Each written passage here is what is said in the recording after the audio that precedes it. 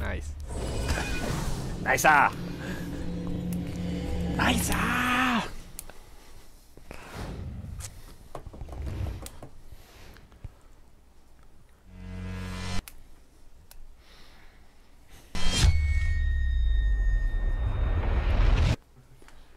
Bruno, Well- I'm gonna let you intro, but I have to say, I feel really bad for Brian.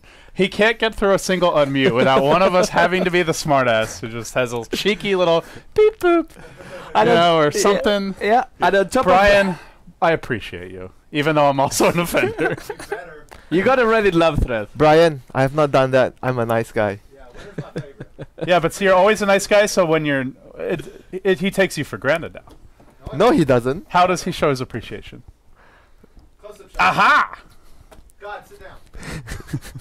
That's a way of showing appreciation. All right. Indirectly. I ain't Sorry. sitting down. Okay, Kanye. I'm gonna let you continue. Okay, Kanye. Welcome back to the Dota 2 Asian Championship coverage powered by the Score Esports, where we make sounds when the intro starts, and before the game starts, we talk about Toby's sister, whether he has one or not. I don't know. Oh, that's what I missed. Yes, that's what you were. I walk missing. into the room and they're all giggling like schoolgirls. I'm like, man, this must have been good. Yes. For the record, we do not know if Toby has a sister, but we were wondering. We're going to go into game 2 of HGT versus Cloud9. Cloud9 took game 1.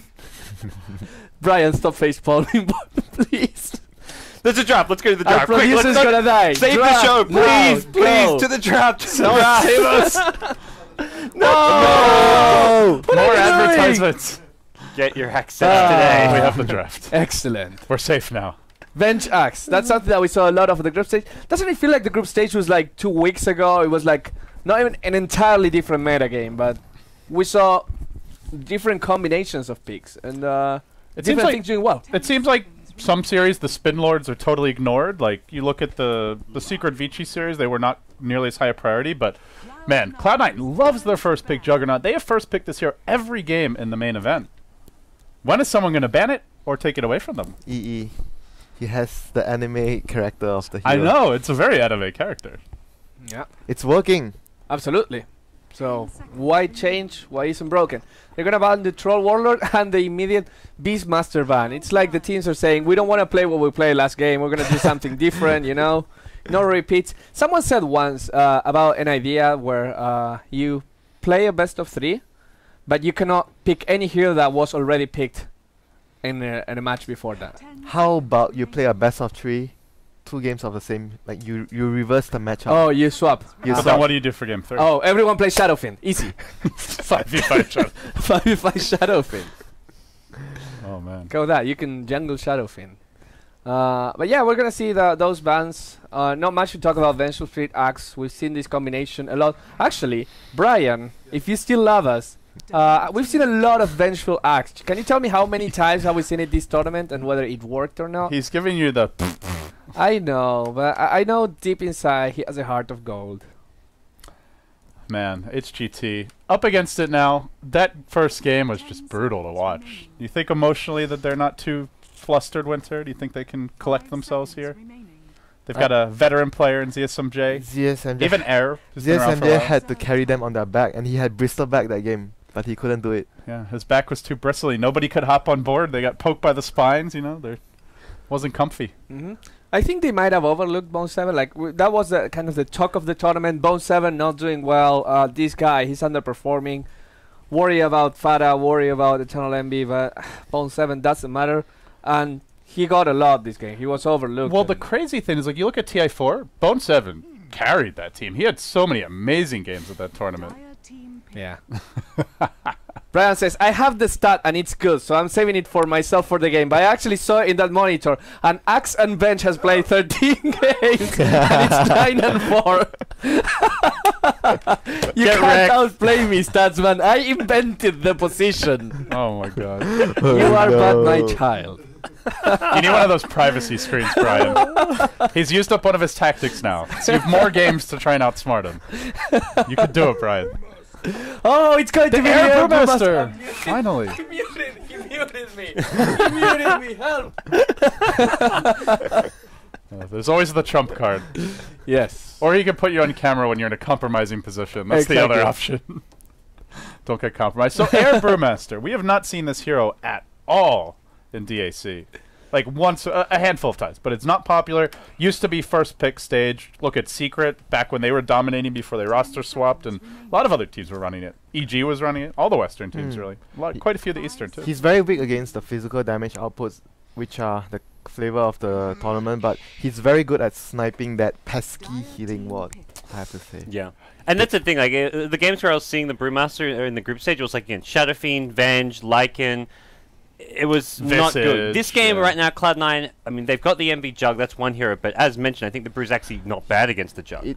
They are picking Lich into the Brew, which is, again, you help yourself against Split, but at the same time, he's not a support, which can shut down the Brewmaster. Brewmaster excels in this sort of situation where there's not much to deal with him. He can safely get his ultimate off, apart from when the Lion hacks him. They have the Lion, but yeah, it feels like they're going to need some other core that can either avoid the fights or shut down the Brew before he gets off the split. Yeah, I think Brew could actually build into the Axe Scepter this game, which potentially could be something that which work very well, whereas we usually see the Brew standard build, which has moved towards the more aura-orientated builds, the Vlads, the BKB, the AC, and the Abyssal Blade. But the Axe Scepter is something very situational, and I feel this game could be something that works. Don't you think that if Brew goes for the Axe Scepter build, and Axe being Axe, they might be in a little bit of trouble if it gets super late game? It depends on how the game flows. If you have a lead, it's always a good option to just build into the Axe and dominate the fights. But if the game is going 50-50, the Aura build would be something that you prefer more. It is safer. So they get the Skywrath, really good synergy here with the Axe, lots of pick-off potential, strong dual roaming combo. They still don't have their carry in it. Looks like it might be gearing up for ZSMJ on more of that hard carry that they've been running historically. Yeah, and they like to go offensive tri lane or dual lane, so Skywrath would be a hero that would fit that scenario. Very strong in the lane, good at dealing with the Lion's weakness early on. Lion doesn't offer too much to the lanes. Skywrath could be the support that actually punishes that. So we shall see what HGT wants to do again this time round. There's no profit for Bone 7 yet, so there won't be a +1 if they do tri lane. The center. Is this the ZSMJ Medusa game? I think it could be. They've been playing more aggressive heroes from in general, but because if you look at that, they have a strong frontline. Axe Brewmasters are gonna zone everyone out. It's very good against the Jug, very good against the Leech because you can ignore the Frost armor. C9 are also not good at ending the game early. They have no counters. No violence Leech. He's like Sub-Zero. Yeah, his mouth is just icicled over. But yeah, they can't end the game early. At least not with these four heroes. Yeah. They don't have proper lockdown for the Medusa really. There's no mana burn. They have the finger Omni Slash. The only problem is that Center War Runner allows you to disengage against Stone Gaze pretty easily. But it's a trade of ultimates anyway. I mean, if they catch the... Yeah, well, now we're thinking Dusa. They ban that Invoker. Yeah. I think Cloud9 could easily reply with the Dusa. That's very obvious already, after the Invoker take out. It might have been something C9 bans anyway, but that's almost, like, too obvious, I feel. What else can they run for ZSMJ? He's been playing a ton of Ember Spirit. Occasionally I've seen him on the Brew, though. Ember Spirit, Slark he played a lot of. It's decent anti-mage. Could be a good Slark game. I feel Slark game would be dangerous because there's 2 AoE stuns. Yeah. But they actually... again, Envy likes to ban out the Void. Like, syndereN was talking about it yesterday, where they actually 5th ban a Void, which doesn't... Yeah. Okay, so there we go, the Medusa. It was pretty obvious to me, like to everyone here, that the Medusa was already maybe Cloud9 won a verse. That's the other thing. Maybe Cloud9 think their draft is actually well equipped for beating Medusa. Yeah, I mean...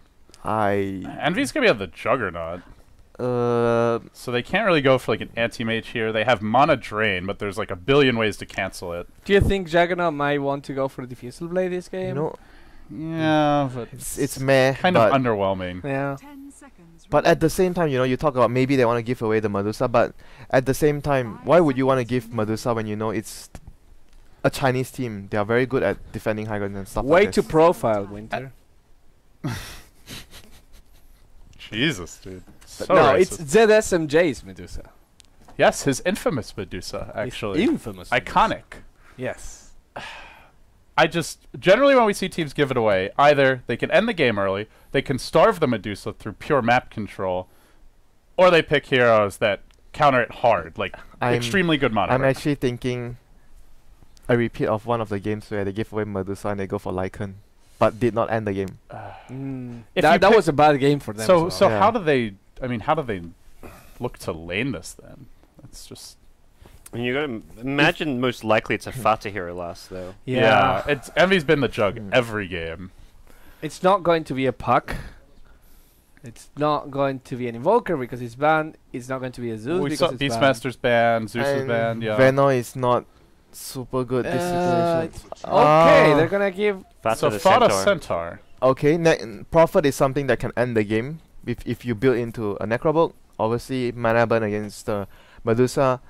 So this could actually potentially be something that would work very well. And you get like a Diffuse on the Jug, Necrobook on the Prophet, or you just wreck them before the Dusa comes online. But it's going to be tough to... There's a lot of potential though. They have Centaur with Blink. You can catch someone and push a tower. You have Necrobook, you have Healing Ward. They have the necessary tools to make it happen. So I wouldn't say that, oh, HGT have Medusa and C9 in the past have failed to push against high ground with Medusa lineups. Not just against Medusa. Okay. You know, Winter was telling me before the game started, actually during the other game, that do you know how Chinese people call the healing ward? Tell me, Bruno. Tell me. No, Winter, please tell. First in Chinese and then... Chinese is Naipang. It's called milk bar. If you translate it directly, which doesn't... It's a milk bar. So it's like a... For them, milk... Get a tasty treat. For them, refueling station? Yeah, for them, milking is like healing. Instead of healing you, I give you the milk. It's like, give me the milk, Omni-Knight. That's how they say it. Nice. All right. Well, let's see if the milk bar is going to pay off here for Cloud9. Yeah. Anyways, we're going to go to our commentators right now. It's going to be SUNSfan and syndereN taking us to Game 2 of the second round of the lower bracket of the D2AC. It's Cloud9 versus HGT. Guys, take it away. Thank you, Bruno. Welcome back, guys. C9 versus HGT Game 2. And I want to go to the lineups before we have any more interruptions, because I know a pause is coming very soon. So top lane for C9. That's right, Wepis, I got you. Big Daddy No-Tail's going to be playing the Lion. Misery on the Lich again. So that's two of the same, actually. Bone 7, that's the third common pick. Nature's Prophet.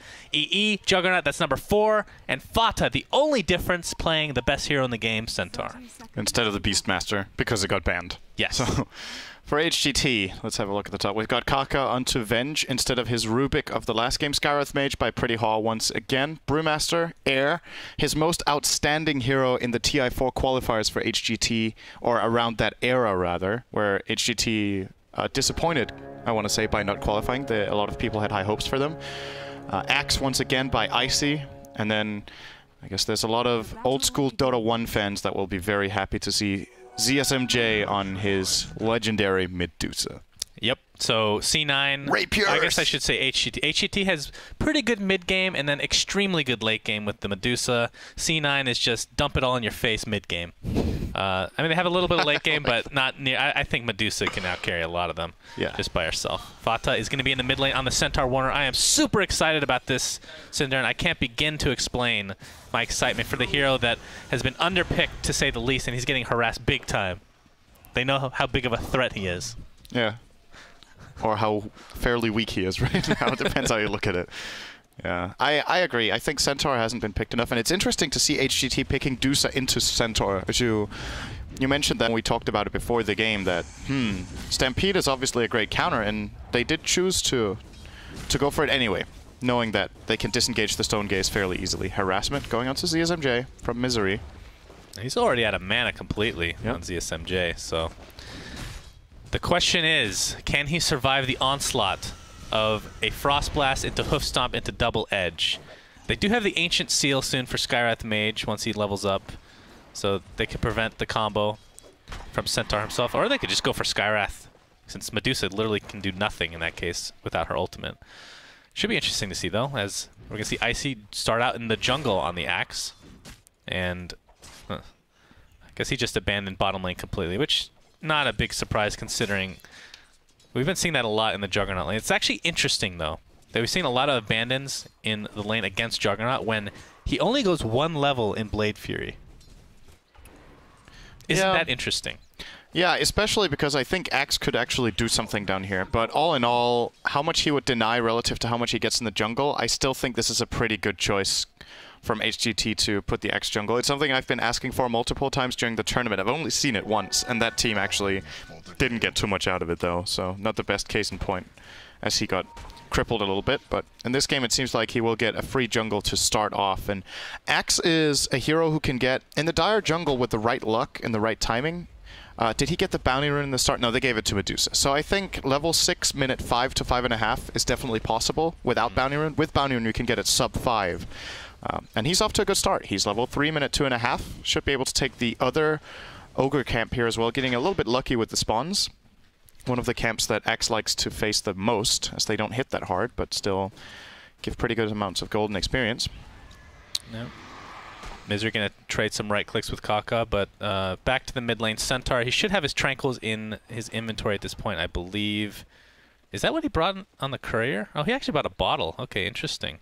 So going to be going for the bottle, and the reason I like Centaur a lot is in the mid lane, especially when you have like a lot of flexibility with your lineup and they're not exactly sure how to match up. Even against a Medusa, he's not going to get killed in all likelihood. We're going to see a stun top lane, but no more. Nobody else is going to pursue. But just getting levels on that hero is more important than anything else. The Blink Dagger is very nice, and you're going to need it at some point. It doesn't have to be a quick one. And the reason for that is because Stampede can be your initiation. And they have other heroes that can initiate as well. Lion can open, Lich can open, Prophet even can open to an extent. Yep. So he Although the synergy with Sprout, maybe not the greatest. Yeah, that's true. Still want to say this early game laning phase is favoring HGT. They're winning the mid lane even though they tried to help out Fata a little bit with the Lich in the beginning. ZSMJ sitting on 20 CS to the 8 of Centaur, getting destroyed because of this dual lane of HGT. Top lane, Brewmaster's out farming the Prophet. And of course in the bottom lane, Juggernaut with complete free farm. But Axe got quite a bit out of the jungle. He got level 3.5. He's now heading down to bottom, which I'm not sure I actually agree with here. I think he could have just stayed in the woods, but might feel like he needs to defend the tower as, oh, now I definitely agree with it. Seeing the lane down there, how many creeps there are. This is the kind of lane you want to show up for. This is a wet dream for Axe, no doubt about it. Only one level of Blade Fury, as we talked about, so not going to have the best opportunity to get the kill onto Axe. He's just going to leech some XP at the very least. Still doing a good job at diving here. He's going to lose 3 range creep, siege creep, 4 melee creeps of experience down there at the tier 1 as he can't come close unless backup is on the way. Skywrath going to intimidate them a little bit with 2 illusions here, but they're going to scout No-Tail, who's going to instantly hex the first one. Maybe thought it was real when he saw it. And, well, this tower's still gone. Well, Icy's getting pretty good levels. He's going to be level 4 very shortly, but this tier 1 tower will not be saved, and EE is going to attempt to take the right click for himself. The tower kill for himself, I should say.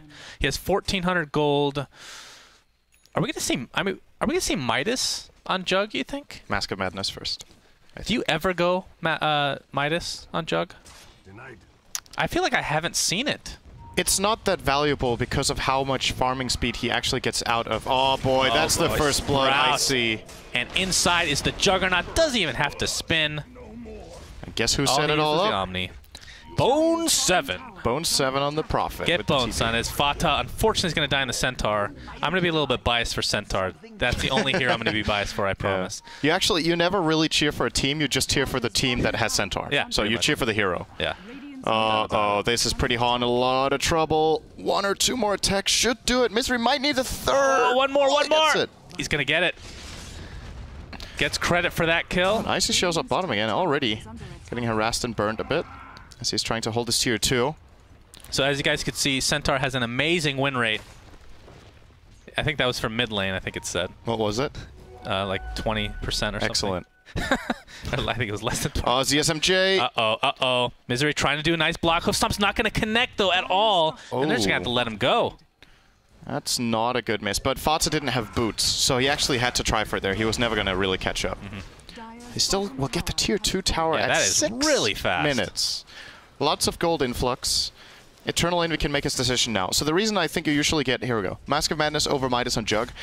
When you think of what Magnus or what Midas does, it increases your farming rate and your experience gain, of course, but Mask of Madness, I think, has a higher efficiency, like over time, and also it contributes way more to fights, right? You get the lifesteal, you get way more attack speed than you do with the Midas for the same price. So the only downside is that you obviously can't Midas the big creep to get fast level 11 or 16, but all in all, I think you'll still get it around the same time just because of how fast you can jungle with the Mask of Madness and Jugger. I think it's going to be super important this game for N0tail to get a blink as soon as possible on the line. Because if you're looking at their counters to Brood, they don't really have anything. I mean, maybe an Orchid could be picked up. This might be the Orchid game for Bone 7. I would agree with that. But if not, the instant Sheep initiation with that Blink Dagger and Hex onto N0tail might be needed. But it looks as if he's going to go for the Midas again, first at least. Yep. As long as they're controlling the laning stage and finding farm, which to some extent they are. I want to say the only hero who has the farm he set out to get is probably the Juggernaut. I think they were hoping for Bone 7 to have a little bit more, but didn't have an easy lane. And the Centaur's just really far behind. Still overall a 2k gold lead for Cloud9. The experience dead even. And that, I want to say, bodes well for HGT's mid game. So you talked about how strong Medusa is late game, and that's no surprise to anyone, but the thing is, he has a lot of bodyguards this game. Sometimes you see Medusa played with like a Tide, right? So then if you go on Dusa, there's the counterplay. In this game, there's Swap, there's Call, there's Brew Split. It's just so many things that can set up the fight and stall it so that Medusa stays alive. Tornado from the Brew Split. Obviously, the Swap as mentioned. The Silence from Skywrath even can be a key component in keeping Medusa alive. So I want to say Cloud9, they need a farm profit this game. And they're just not getting that much as I think they were hoping for. And Icy getting really good levels in the jungle. As Bone 7 is going to be forced back to base. We'll have that Midas relatively shortly. Brewmaster in all likelihood going for a fast blink unless you think otherwise. I mean, he won't get BKB until an Orchid or something to that effect comes out, or a Blink Dagger on N0tail like we talked about. Again, Brew's a hero we just haven't seen a whole lot lately, and it transitioned from getting Ags every single time after Blink to getting BKB after Blink and not going Ags whatsoever, going for the battle build, as we like to call it, with like a Vlad's or AC or anything with an aura. What do you think the best choice for him this game is? I like the BKB a lot. I think Air is also one of the players. So Air has a couple of strengths on Brew. He is extremely good at the mic. Oh, okay, pretty hot. Silence onto Eternal Envy. More like pretty dead, am I right? Madness. Omni Slash is up. Doesn't want to use it though. And Bone 7 TP's in. Watches Eternal Envy just slash him down. Easy kill. So easy kill. That's a good announcer, but easy kill. Well, okay, so for Brew, Air on the Brewmaster is extremely good at the micro. So he's one of the few Brewmaster players. I mean, there are a lot of good Brewmaster players, don't get me wrong, but he's probably my absolute standout player as far as the microing the Brew Split. So he is the player that will probably get the absolute most out of getting an Aghanim Scepter. But for this game, we've also seen him build BKBs in the past. The ability to blink in, start the fight without splitting immediately, and having that invulnerability or magic immunity period where he can set up the fight. It's going to be very nice to maybe blink Clap Lion with BKB on, keep chasing him down, splitting up the fight first, and then using Primal Split, since there's no one on Cloud9 that can kill him, right? There's no BKB piercing stun, so the moment he jumps with a BKB on, he has free reign. If they Omni Slash him, he'll just split, and then Omni Slash is wasted, which is a huge deal. Yeah. So I would love to see BKB blink. Well, N0tail did prioritize farm, or C9 prioritized farm for N0tail, I should say, and he gets the Blink Dagger ridiculously fast. Same time as Axe, in fact, who gets Omni Slash. He's going to pop Berserker's Call, but it's not going to be enough, as N0tail showing off that newly picked up Blink Dagger to full effect as a healing ward. It's going to help take out these creeps. This Tier 2 tower was killed at what minute exactly? Minute 6. Really? I thought it was before that, actually. I thought it was a little bit faster. 6:19 or something. This is the... I would like to know if Brian can check this. I think this is the fastest line blink of the tournament, honestly. I wouldn't be surprised. It was sub 10, right? That's it was absurd. Yeah, it was around the 10. I don't know if it was sub 10 for sure. It's extremely fast. Blink Daggers galore. So Axe was next. Now Brewmaster, as Misery is just going to get blown up. Okay. That must have felt good. That's the showing off of Blink Dagger there as well. I really like seeing Venge maxing stun. I think a lot of the time players go autopilot and just go for the same skill build all the time, where lately Wave of Terror has taken over, and then you see so many times one level of stun, max terror, max aura, which in a lot of physical damage lineups makes a lot of sense, but in this game I think the stun The high-level stun has a lot of merit for just bursting down targets as Eternal Envy's trying to get away. Oh god, he's so fast! He is ridiculously fast with the Stampede. That's the first cast of the game. No-Tail's going to force everybody back, and Wrath of Nature tickles both ZSMJ and Air as they walk away. I'm going to check, see if Roche has been hitted. Or just wait for the rune, I suppose. Another 5 seconds to fill that bad boy bottle up. Fata, this, again, how much farm does he have right now? 34. Okay. To the 69 of Dusa. Well, I meant like gold. Oh, okay. I He has see 1,500 net worth dagger's gonna right come now. up. Or not net worth, 1,500 gold in the bank.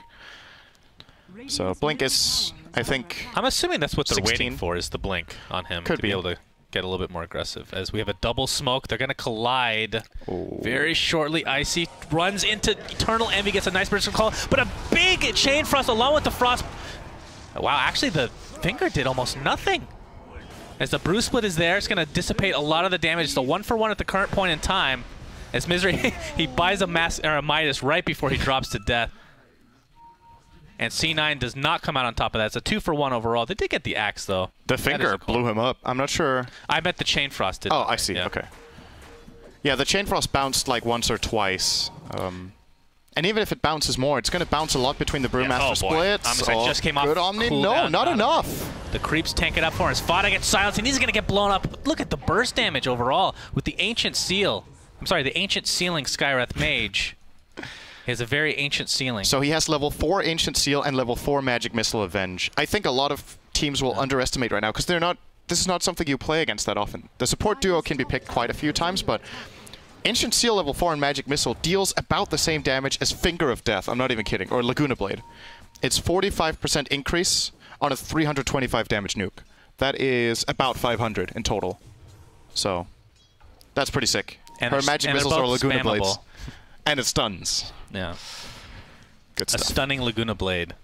Yep. How far we've come. Bone 7. Oh, he's going for the Courier. He's not going to get it, though. Don't think there's anything that cancels the TP. Nobody else is in range. It was worth the attempt. A little bit too late on the TP. Was hoping for a TP swap, but Bone 7 gets out quickly. Only loses the TP scroll. So this game, HGT, I think, they're behind on gold on XP, but I still think their game plan is reaching a point that they were looking for. Being behind by 3,000 at this point against the Radiant lineup, I think is perfectly fine. They're against double Midas and a Lich, so you will be losing the laning stage on economy most likely. But their lineup doesn't need as much gold as the Radiance does to flourish, and in addition to that, the distribution of gold I think is just better. The Centaur still crippled Fata. In a mid lane, not having Blink at minute 15 is generally not that good of a sign, but he's had a hard lane. Uh-oh. We have a smoke now by HGT. The question is, who are they going to run into? It's not going to be Fought at the bottom lane, so he might be able to get his Blink Dagger very soon. Mask of Madness popped. And Eternal Envy is going to get out of dodge. So smoke not successful. They might try to get this tier 1. As look how deep Fata is. I mean, they know where they are for the most part since they're all by the tier 1. He's just going to continue. He only needs 100 more gold for that Blink Dagger, and that's probably when they start fighting. We haven't seen the same impact from Bone 7 this game, other than the first, I guess, when they got that tier 2 tower, so you were saying a 6-minute mark. He's just been farming, and you were saying at the beginning of the game that you think that's what he should do. Yeah. In the super early game, if they would have got a couple more kills, he could have taken a different route. But he needs to go into the farming build since this one is probably going to go late, and they didn't have enough aggressive potential with how the laning stage went to really take the fight to HGT. So he's going to need to become a physical core for the team, since I don't think the Juggernaut is going to cut it in the mid-late game, especially not with Centaur being shut down fairly well in lane. But it's also just not as good of a Prophet game as last time. If you noticed in the draft, Cloud9 used a lot of time on their last pick on thinking about should we get Prophet or not. I think they were juggling 1 or 2 alternative picks and did end up getting the Prophet with less confidence than the last game, I would say. Is Bone 7, he's going to die. He will get swapped in his TP. Easy kill for Kaka. Oh, but a double hook stomp at top lane, bottom lane, I should say. Is they're going to blow up Brewmaster before he can even get Primal split off. Chain Frost is going to connect the Icy. It's not going to bounce a second time. He pops Berserker's Rage. Fata looking for the initiation, but he has Battle Hunger applied to him. That's going to cancel his Blink completely. So it's a 1-for-1 on opposite sides of the map, but the tier 1 tower does go Cloud9's way. Dire's bottom tower is under attack. Yep, Bone 7 did get the last hit, right? Didn't get denied. Yeah, he got it before the TP came in. So, victory for Cloud9, as CSMJ is going to use the the moment to put some pressure on the top lane. He has almost a triple creep wave with him, actually, with the Aquila on. But there's the TP from Centaur to stop the whole thing. Fata gonna really want to use Double Edge in a moment. Here we go. Man, Envy really likes farming the enemy Ancients, I'll tell you what. And he's gonna find the Skywrath Mage and Omni Slash him to death. Easy kill. Mega kills announcer pack. Swap is ready. Again, swap is ready. And then a stun to follow, but doesn't feel safe. He wouldn't have the mana for the stun afterwards, after using the Wave of Terror. And a lot of Radiant heroes are missing, so it's a very risky play swapping yourself across the river. Have you seen a lot of impact since they made the change to Vengeance Aura, where when you die it lowers the damage of people in the area? I think it's just one of those abilities it's difficult to see there's no direct visual feedback in the fight, right? Right. It's very easy to see if you get off a good Requiem, because there's direct visual feedback from the fight that, okay, I did something really important. But it has, of course, made a big difference. There are fights that are being won narrowly, and then wait, you're talking about the minus damage from Requiem? Oh no, I meant the damage, but the Requiem's minus damage too, because it's more apparent that you've hit, right? It's just easier to assess in the fights. But I would say Vengeance Aura definitely plays a big role when you die and you transfer it over in the right situation. So you're saying that if there wasn't like a particle effect or animation of some sort when she dies, who is affected by it at all times, it would be easier to well, see, that's the thing, determine. Because Requiem of Souls, I don't believe there's an indicator. Okay, so how do I explain that? So Requiem, when you cast it, it's very apparent in the fight that it comes out. So you think about it, you notice it, and you play from that fight, right? When Venge dies, you're generally not like, okay, our Venge is dead, let's go, because they don't have damage. Because, first of all, you don't necessarily think about it. It's not really visible. And the effect is also smaller than that of the Requiem, I think it's non-existent, if I'm not mistaken. I don't think there is an effect at all. Oh, no, I meant what it does, not what it looks like. Okay. But yeah, if you put a visual on that, that's something that you would be talking about this, and she hasn't even leveled it, by the way. Yeah, she doesn't have it. So bottom lane. Not relevant yet. No tail. He's smoked up at the moment. There is backup for HGT. Now he's going to pop Stone Gaze. All right. That's an ultimate down. C9 knows this. That's 90 seconds with no ulti for the Medusa. Perhaps they fight with that in mind. Oh, wow. ZSMJ is just pushing forward. He just threw away his ult, and they're like, we're not going to waste this entirely. We want to at least put some pressure out. And, well, I think that's all the pressure they're going to get. The Manta style of Envy. Another courier snipe, and this time it's successful for Bone 7. Unfortunately, nothing on the courier that time, but still quite annoying. I think they're actually staying down here. They want to continue with this tier 1. But at the same time, Fata is top lane pushing. With Bone 7 as well. They're going to have to defend this soon. Great. Yeah, this is a tier 1 bottom with full health, by the way, minute 20. They hadn't even touched it yet. Oh, Fata's actually TPing. They might want to defend here. Here's a TP being shown. Centaur pops his ult. Omnisci's doing a lot of damage. Kaka blows up. Even the Medusa in less than half a second gets brought down with ease. Icy Culling Blade will not do anything, as that is 3 dead. Wow, that was a lot of burst damage for C9. My goodness. Envy has really high farm, so you cannot stand isolated like that with a Venge and Dusa, where Dusa even doesn't have Stone Gaze. That was way too easy for Cloud9. HGT didn't even get to open that fight, and they do not even take half the tier 1 bottom. They almost lose their tier 2 top. They lose 3 heroes. They lose Roche. That's a really big deal. They needed better vision, simply. They were totally not in the position to make that play. Cloud9 knew it. And they got a All right, let's see who gets the Roche this time. Or the Aegis. Eternal Envy. Okay. He's so you're saying it's Eternal Envy because he has higher farm. Yeah. All right. You're right this time. He has a lot of confidence in Bone 7 after the last game. So things are working out well. Of course, we haven't really talked about the item progression on anybody, but for Envy, did finish the Manta style. And Vengeful Spirit will be getting the Vengeance Aura at level 10, so we still have a ways to go, actually. I thought she was level 9 for a second. Interesting. I thought Bone was going to finish either a Deso or a Maelstrom, but he bought a casual hammer into Blink Dagger. Very unusual build-up. Might be just the game plan for Cloud9 now to have Prophet set up their fights, find ganks, Blink Sprout, or just allow him to split push a lot easier since he can blink after getting swapped. Yeah. Whoa there. Whoa there, buddy. That is your favorite item on Centaur, right? No, it's not. Not you at absolutely all. love Vanguard. Well, if he's gonna turn into a Crimson Guard. He almost has that, by the way. Yeah. All right, Stampede's popped defensively. They were scared of the range creep. I guess. I don't know. I mean, did he even have vision of anyone? He might have just anticipated that something was coming. I mean, it's such a low cooldown, it doesn't really matter very much. I mean, Scotty's finished, though. He had a haste rune, though. Then he could have used that one if he wanted to. That's true. Right. He wanted to keep his teammates safe, too. You got to give haste to all your team. Okay, before there was Crimson Guard, I would say this item is garbage. Vanguard is garbage on Centaur, but because of Crimson Guard, it's decent. I mean, all you really do need is the Blinkets. Here we're going to have a swap on the No-Tail.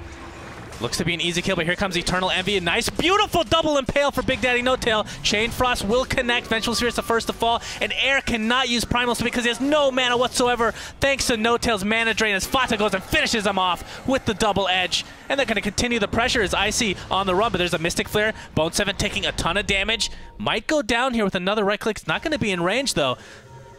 Scarlet's going to focus all the attention on No-Tail. Just uses the Finger of Death on Axe's face as ZSMJ with no ultimate to work with. Eternal Envy, no mana, though. Does he want to really continue here? No-Tail going to get... Oh, the Hoof Stomper is going to save his life into the double edge. And down goes another hero for HGT as the buybacks come back. Who was it that bought back? Was that Brew again? And he lost all his mana in a blink of an eye. He has not used Primal Split, syndereN. I feel like I haven't seen it the whole game. That was phenomenal Lion play right there. No-Tail...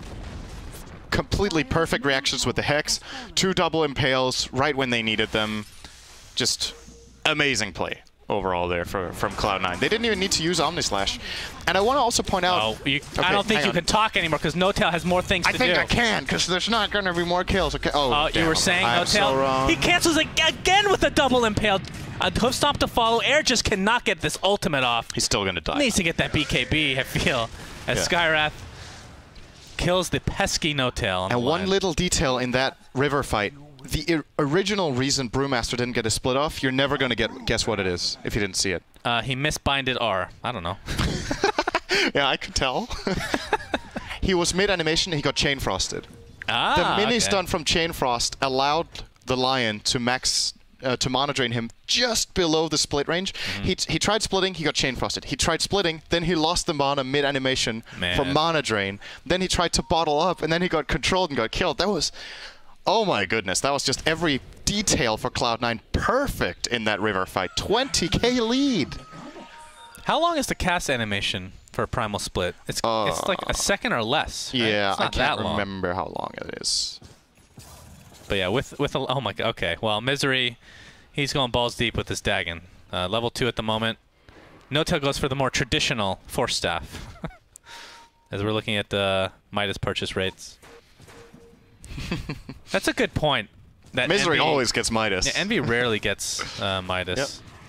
Which is interesting for him. I feel like he's kind of an innovator to some degree, and that's the reason why I like to give him a hard time at the same time. I mean, he has a very interesting personality, and a lot of people do give him a hard time in general, and not that he's perfect in any way, but he is extremely dedicated, I have to say, and he tries new things. You can always respect that out of a player.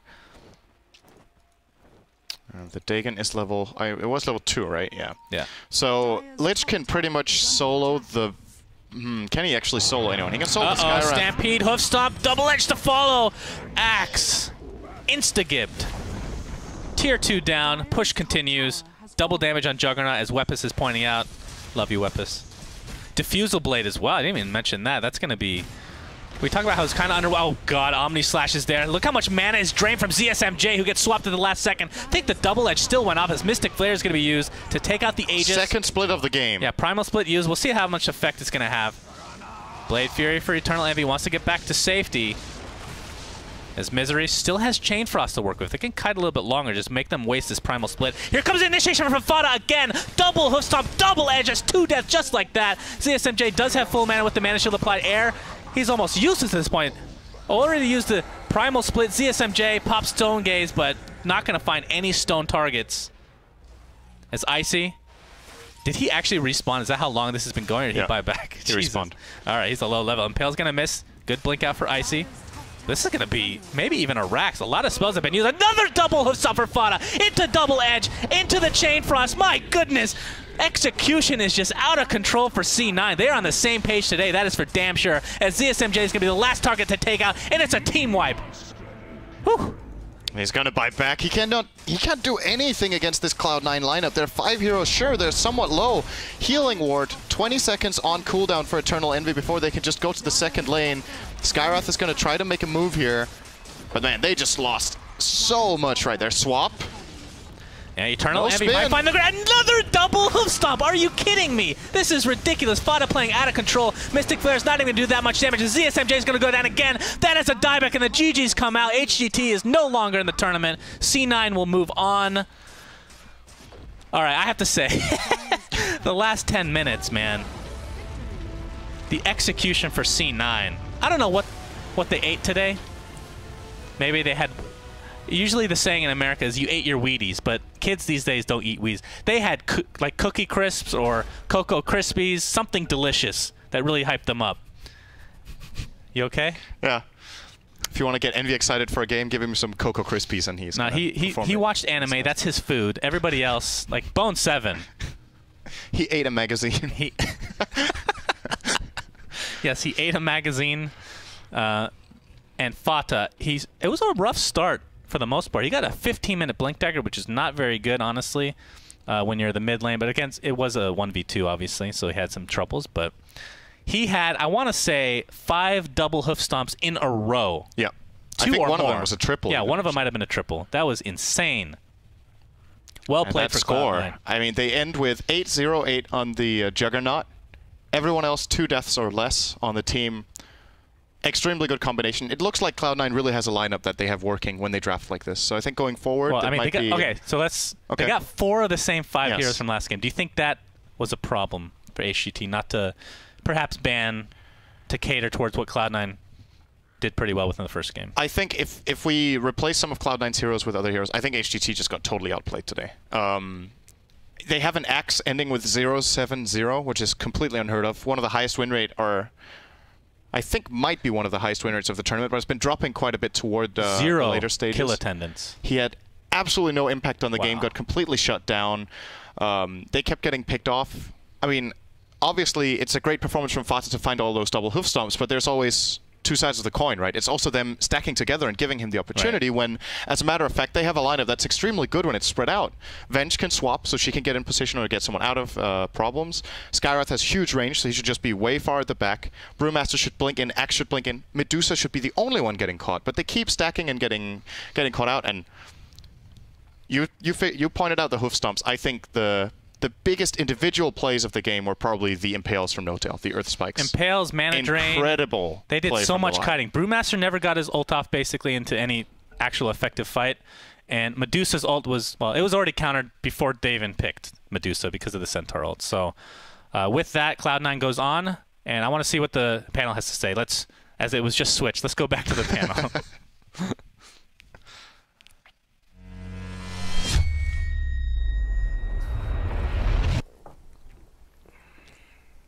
Clearly a Cloud9 game even finishes with a pause.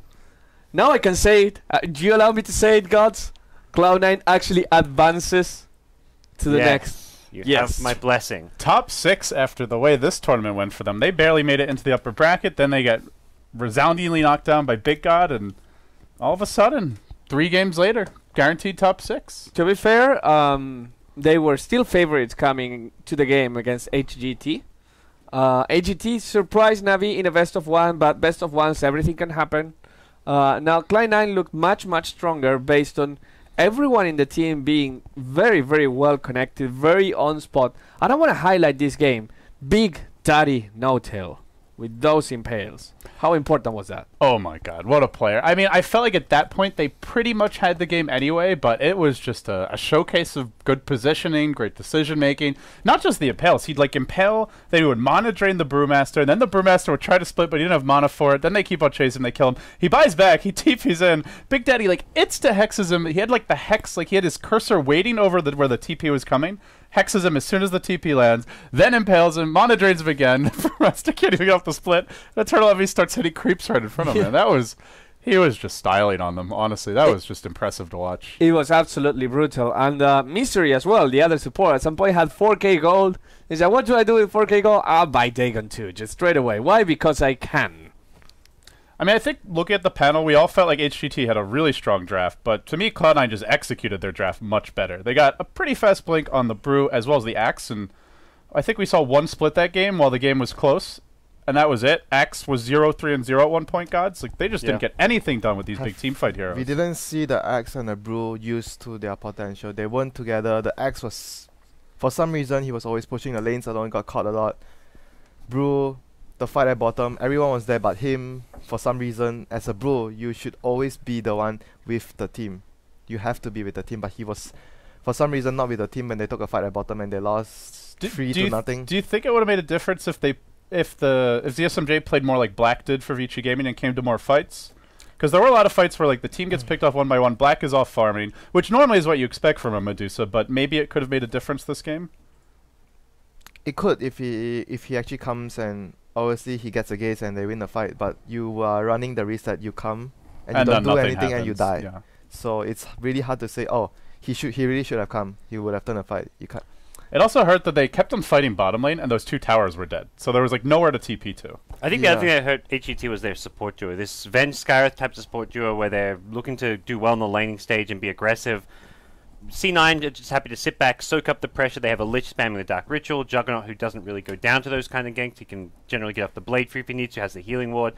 The support duo just didn't do much. Compare that to yesterday when they beat Na'Vi, they had a Witch Doctor with a Lion themselves. I feel like they were just giving C9 the more high-impact support. I actually felt that the support from HGT, the Skyraf in particular, did his job very well at the start. You saw how bad the farm on the Centaur was in the lane, even though they had a Lich. He had very bad farm because in the lane he took so much harass from the Skyraf. After that, it was just the Brew and the Axe didn't repay what the support did early on. That's why it felt like, okay, the Venge and Skyraf couldn't do anything. We didn't see like a single blink call into Mystic Flare, I think, that entire game. The team play was just not there for them.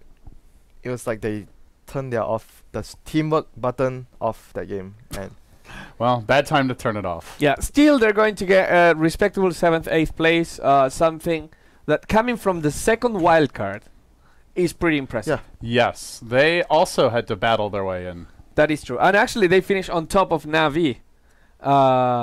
Wait, yeah, that is correct, because Na'Vi finishes 9-12. Na'Vi being the first wildcard, HGT proved them that they had the last laugh. Let's take a look at the brackets and see how things look right now. And we have our two matches of the third round of the lower bracket. It's going to be Team Secret Cloud9. Wow. Oh, man. This is pretty cool because it guarantees two teams in the top 4, two Western teams. That's not the coolest part about that matchup. It's Jackie Ma versus Artur Babeb.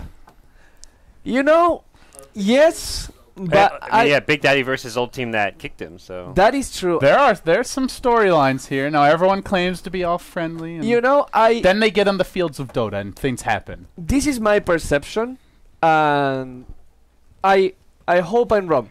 I hope I'm wrong, but it feels like Team Secret is a couple steps over Cloud9 right now in their playstyle, in the way how they play, and maybe talking about rivalries will disappoint us if you get to see a 2-0, which is a predictable result when you think about these two teams on paper.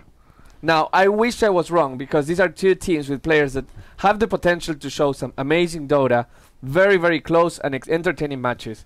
So I really hope that you're right, and we're going to see that RTZ Envy rivalry going full like the whole way, and No-Tail having their his moment of redeeming and just being able to say, ha, this is what you're missing right now.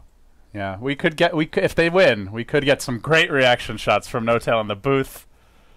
If you ever, he always delivers whenever they do. If you ever want to have a Turtle Beach thingy in one of the matches, this is the match you want to have. Oh, yeah, I remember that. Yeah.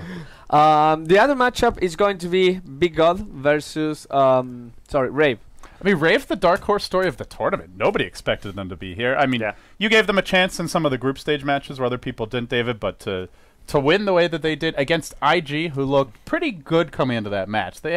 They beat LGD very convincingly. Then Rave even picked a similar strategy what LGD ran with the pretty late game oriented Dusa strat, something that IG just crushed with Drow. What was Drow Venge? Drow's Revenge Shadowfiend. So they banned out the Drow, but still it looked like IG should have easily won that game. some misplays from IG, some great plays from Rave. They take game 1, then IG just wrecks them in game 2. And it's like, okay, Rave's going to crumble now. That was what I thought. I think Merlini felt the same way. Probably most people did. But then they come back and take a really impressive game 3. So, and then you look at Rave. I think the thing that impressed me most was they didn't really celebrate. They looked very businesslike. Now, not to say there's anything wrong with that, but they're like, okay, we won this match. That's nice. Now let's get ready for Big God. Yes, and I think if it's the last match of the day, you gotta allow yourself to relax and celebrate. But if you get a little bit too happy, you forget that you're actually playing Big God, and that is something that they want to win. Rave has to be ecstatic that they got to top 6, but that's not where the road should end. I mean, they should still aim for number 1. Can you imagine, even though the chances are probably less than 1% right now, if Rave wins a tournament as big as Dota 2 Asian Championships with its almost $3 million, that could potentially change the scene in a way that a lot of sponsors in Southeast Asia would be more interested in creating tournaments, would attract attention. Maybe Korean Dota would grow as well because they are, even though they're Pinoys, they play in Korean Dota already outgrown the C Dota. Yeah. Well, they're a Pinoy team. The Korean practice conditions. I'm pretty sure there's going to be Southeast Asian tournaments this year. Well, you have tournaments like Major All-Stars, which are on the rise. Well, you say they are a Pinoy team, but they are half American? Yes, they are. More American I than think they're more Pinoy than American, to be fair. Jay's Canadian, isn't he? Pretty sure they have a Canadian. Okay, American is American. I'm American. American is anything. South American. Anything that we want is American, apparently. Winter, are you American now? I'm David Chan. David Chan. So we've converted him now. Nice. Anyways, we're going to go into a break. When we come back, we actually don't have one of the best of 3s. We will have a different best of 3, which is the 1v1 tournament. We saw all the other brackets during the group stage, or I want to say, no, during the wildcard day, I think. Yes, it was during the wildcard day.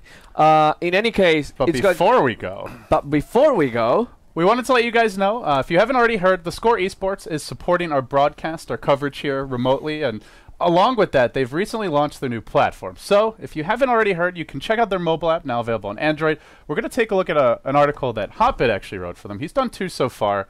They've had Hotbit doing some articles. Our very own K-pop Tosis did one, Bruno. Yes. And there will probably be more personalities popping up here and there. They've even enlisted me to do some daily recaps. But this one is comparing the EG versus Secret fans, and how you choose which team, what kind of what type of people would prefer each. Hotbit's actually a great writer, in addition to being a great interviewer. So. He is a great writer because he is very on point and his research is great, but also because he puts a lot of emotion in his writing. He walks us through the old tier 1 teams that don't exist anymore, the Fanatics, the Liquids, why we love those teams, how some players of these specific teams that are no more congregated in Secret and EG for different reasons, with different objectives, with different perspectives of the game of Dota. And now these 2 teams have pretty much polarized the Western audience in the point where you kind of have to cheer for one or the other. Of course, you can have a favorite team. You can still like Cloud9. You can still have Navi. But it seems like you either like Secret or you like EG. You can't go for both or for none. And if you read the article, you'll find out just why. You're not allowed to be a fan of both teams. If you think you're a fan of both, you're actually wrong. You are Hotbit will tell you why. Well, what about you, Bruno? Which are you a fan of then? He's going to say Secret. You put me on the He's spot a European. here. It's Europe versus America. He can't go with I am Team European EG. and I am American. I can choose whatever I want. I'm a free man. That's I'm a actually free true. You man. have ties to both. Yes. It's hard for me to choose. I'm gonna actually say it. I'm not gonna cop out, but I'm gonna say preface with it's really hard for me to choose the teams because when you get to know everyone, you're friends with everyone. It's just you're talking to them on an individual level. So when you talk to, I don't know, I talk to Arteezy, I want Arteezy to do well. When I talk to Papi, having said that, I'm cheering for Secret now. I told you.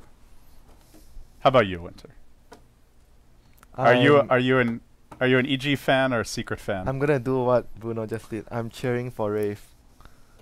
Okay. That is not what I did. You can still cheer for them, but you can't cheer for them in that match. Okay, which team do you think Rave has a better chance of beating then? Probably not Secret, so EG. Okay. So you'd be cheering for Cloud9 then, I guess. Okay.